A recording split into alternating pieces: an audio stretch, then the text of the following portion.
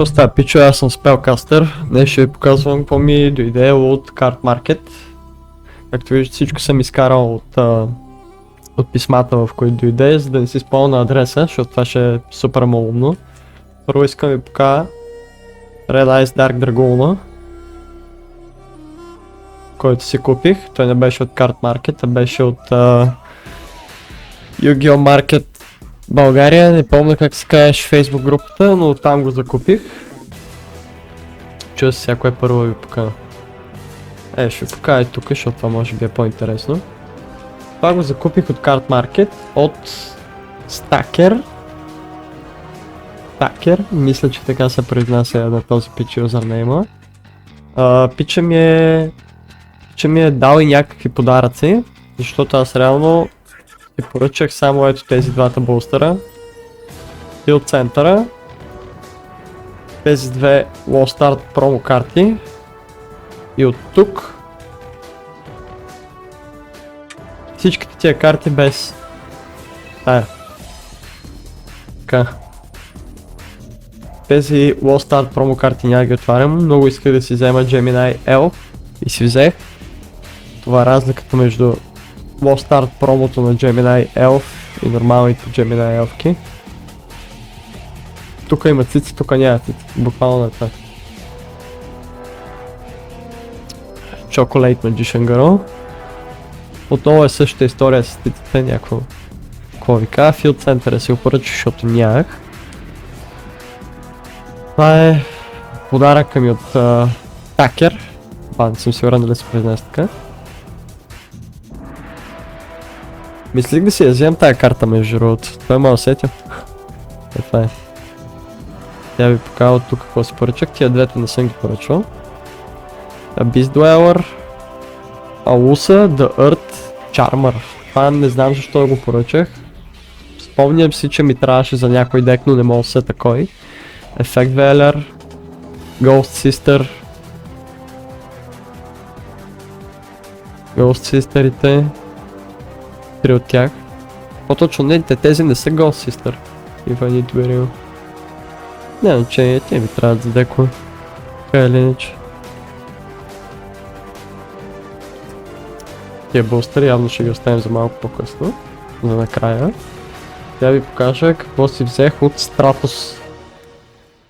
От Stratos Games. Първо, много искам да ви покажа този Mist Print бустер на Battle of Chaos. Мисля, че е много яко това, че е Mist си го купих и ще го отворим, за да видим дали ще се падне нещо хубаво. Нещо хубаво. Сега тук ще ни отнеме малко повече време да ви показвам карти, защото са много карти. Значи, всичките тия карти, които виждате на екрана ви, съм ги поръчал, за да можем аз и моята приятелка да си допълним дековете. Аз искам да си направя Ghost Trick дек, а тя има Traptrix. Идеята е, че тя няма всичките карти, нали, които трябват от Traptrix дека, има само Structure дек. Всички знаем, че е bullshit. Така си искам един Ghost Trick дек. Ghost Trick Fairy, имаме Traptrix Dionaera, брат, тия Traptrix-ове са ми много сложни за произнасяне между другото. Almerus, това е отново за дека на моята приятелка, защото тя има и Monarch дек.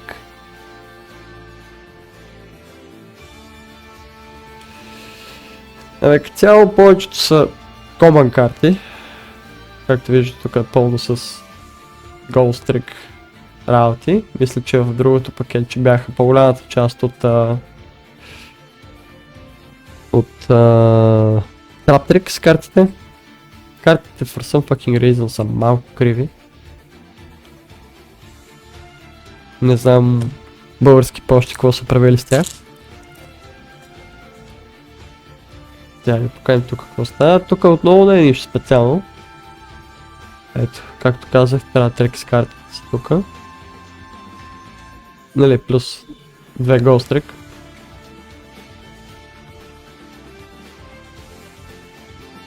Още Ghost Trick карти и Time Thief за Traptrix дек.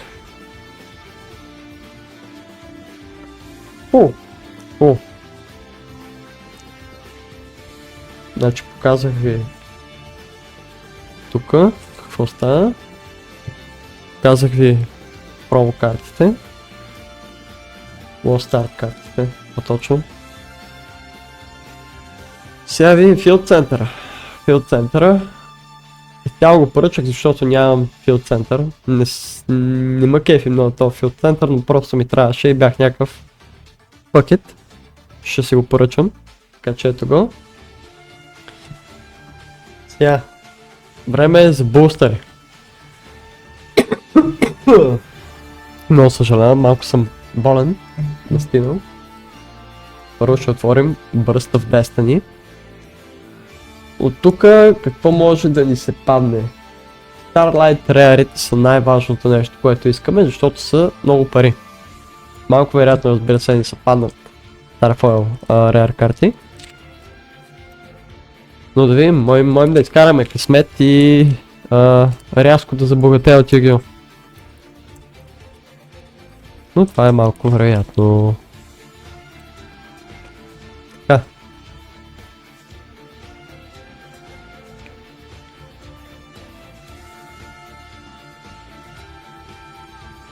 Night Flight. Купит пич. Тая карта я продавах. Имах я на ултра. Като говорим за ултри. Не съм много хайфнат за тая карта. Не. It is what it is. Затворим втория.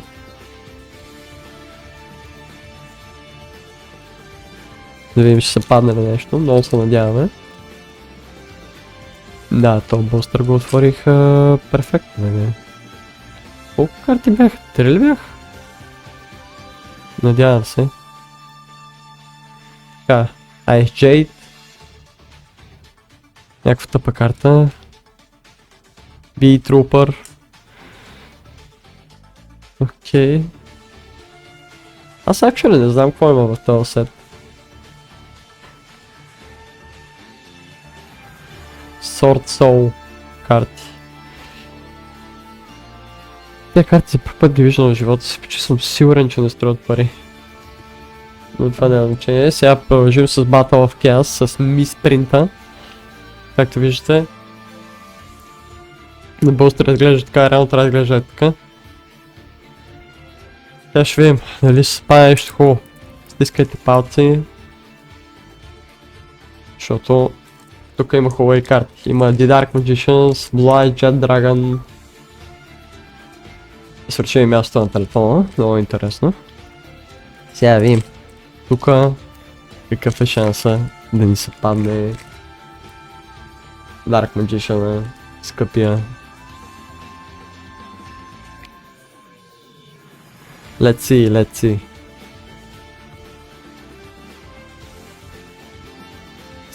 Skilled Brown Magician, DDD Headhunt, End of the Line, Lady of Lament. Да, нямаме късмет. Пак. Много ган. Наистина много гадно. Damn, guys. God damn. Сейчас човека ми изчезна. Red Eyes, Dark Dragon. Аха, съм преместил. Значи това са карти, които ни се паднаха. Не знам дали струват пари. Че съм сигурен, че не струват пари. Но... това няма значение. Аз обичам да отварям бустър и обичам Yu-Gi-Oh! Така че пак беше хубав експириенс. Този бустър ще си го запазя. Нали не го скъсах много зле? Не, перфектно съм го скъсал. Идеален. Ето го, отново ви го покавам и спринта. Good stuff. Stratos Games продава още 3, ако не се изкупат може би ще купа и другите 3. За да си пробваме късмета. Защото наистина има много хубави карти, които могат да се паднат. Примерно The Dark Magicians, фюжънката на Dark Magician Girl и Dark Magician на Starfall Rare, картата е 100 115 евро. Сега гледам тук в карт маркета, но не знам от кой език почва. Сигурно английски е по-скъпа. Ето ги Lost Start промо картите, които си закупих. И това е. Следващия клип най-вероятно ще ви показвам какво ми дойде от AliExpress. Ако дойде скоро. Скоро, може би на 9-ти трябва ми дойдат нещата, които съм поръчал от Алито и ще ви ги показвам, защото наистина са доста интересни.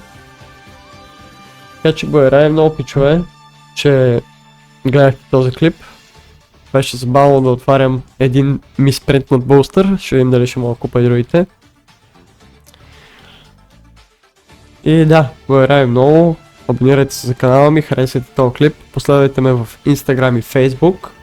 И ако искате, проверете OLX обявите ми, линк трябва да има долу в описанието, ако YouTube са започнали да ми дават право да пускам линкове. Ще се опитам също така да си сложа и Card Market линка, за да можете ми видите шопа, ако през Card Market ви е по-удобно, защото на мен лично ми е по-удобно от Card Market. И така, благодаря много, че бяхте тук, отново лайк, subscribe и до следващото видео.